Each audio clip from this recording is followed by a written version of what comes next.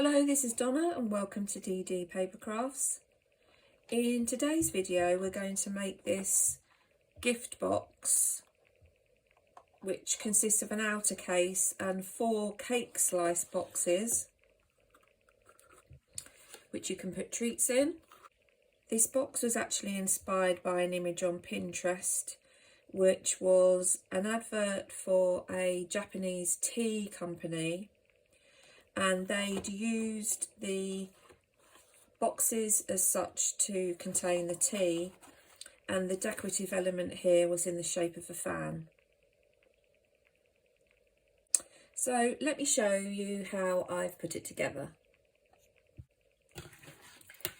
To make the box base, I've used my largest circle die, which measures 7 3/4 in diameter.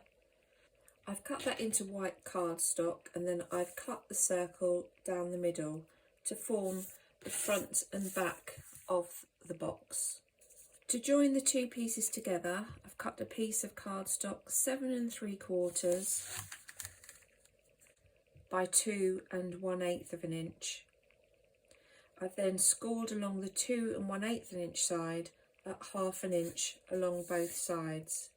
This has given me a 1 1/8 inch centre panel, which will allow for the depth of my boxes, which are 1 inch, and then an extra 1/8 inch just to be able to get your fingers in and pull the boxes out. I'm now going to adhere the front and back to the long tabs. My front and back covers are now secured to the base, and I'm just going to follow the circle round just to trim up the edges, like so. So my base will sit like this. There will be a support here to hold it together, and my boxes will fit inside. So I'm going to have a rainbow theme for this one. So I'm now going to decorate the front and back. To decorate the outer case, I've cut a series of rings using my circle cutter and various sizes of circle die, which I've just then paper pieced onto the front.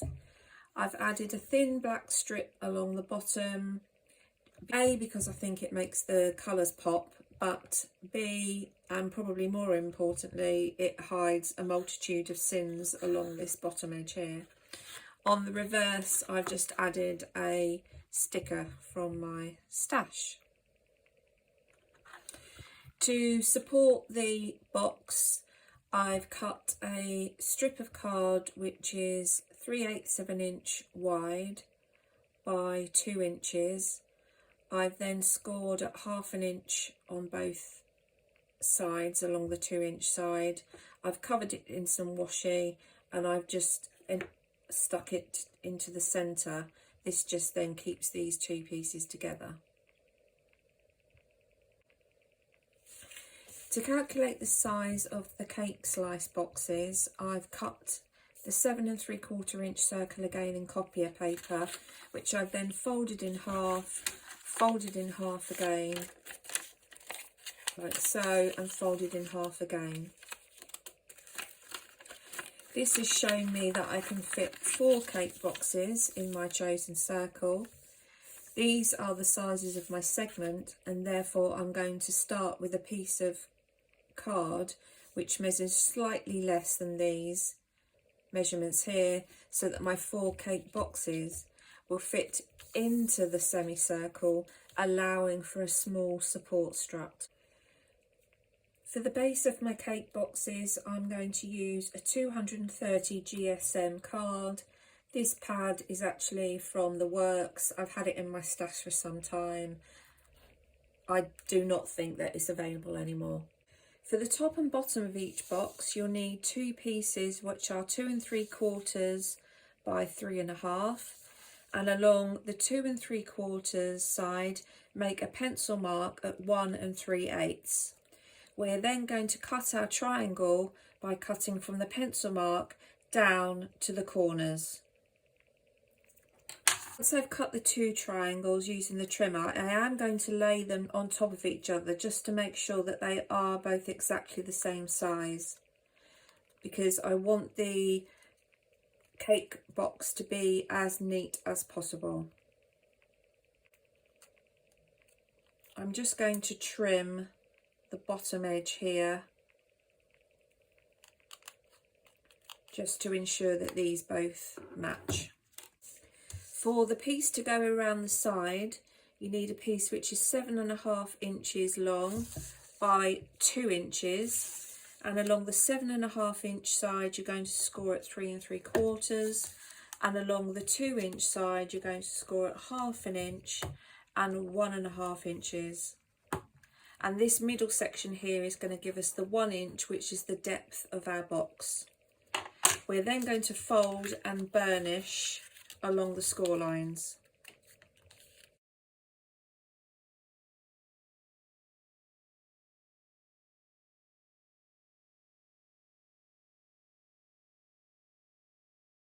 I'm going to fold the piece along the 3 3/4 inch score line, and I'm going to cut a wedge from both sides at the folded end, and a wedge at this end as well.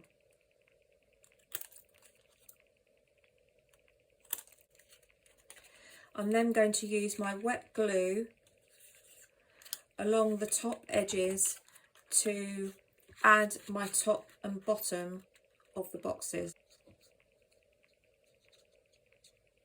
I'm going to start at the narrow end because if necessary I can cut and trim these edges if they don't quite meet up.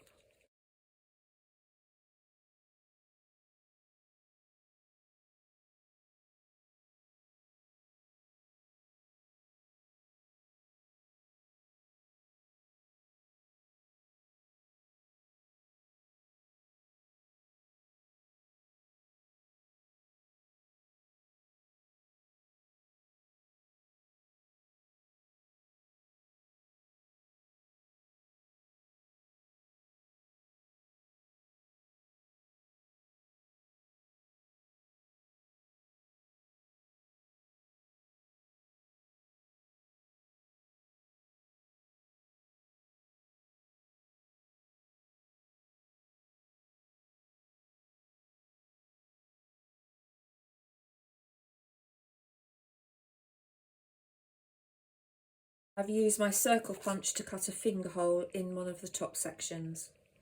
For the closure tab we need a piece which is 2 inches by 3 3/4 inches. At each side we're going to score at 1/2 inch, like so. I'm then going to fold and burnish along the score lines.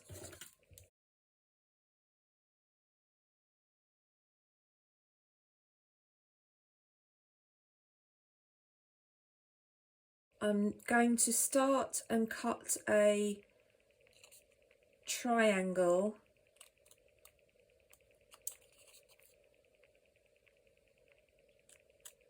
on each corner, and you may have to adjust these as you fit, and I will show you.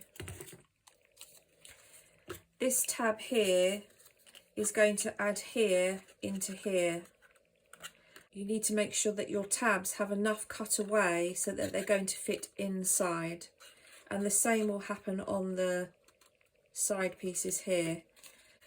I've cut away the corners on each tab. This will sit on the inside, but you can see if I hold it on the outside I've had to cut quite a sharp angle to make sure that the tab will fit inside the back of the box, and the same for these side pieces as well. So you may have to cut and then cut further again.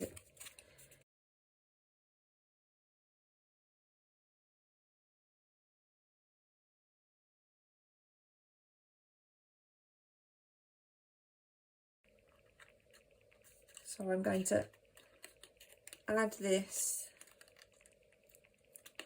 like so, and again I'm just going to burnish that to make sure that that adheres. And you can see that having cut away those corners as I have, that fits in there quite nicely, and I can get the lid open and closed. I've now finished the construction of my 4 boxes. I've decorated each box. I've added some washi tape around the edges like such, and I've used some paper from this old Paper Addict Viva Forever paper pad just to add some colour to the front. This is my completed box. I've chosen not to add a sentiment onto the front. You can see that my 4 cake boxes fit in quite nicely, and I'm very happy with how this has turned out. There's plenty of room to get the boxes in and out. When you construct yours, you may decide that you want to add additional struts around, potentially here and here. But I do think that once I've got some weight in the boxes, that will obviously is going to help the boxes stay inside. So there's the completed project. I hope you've enjoyed watching the video. If you have, please give me a thumbs up. If you'd like to see more videos, please consider subscribing and hit the notification bell to get informed of when more videos come out. And until next time, thanks for watching.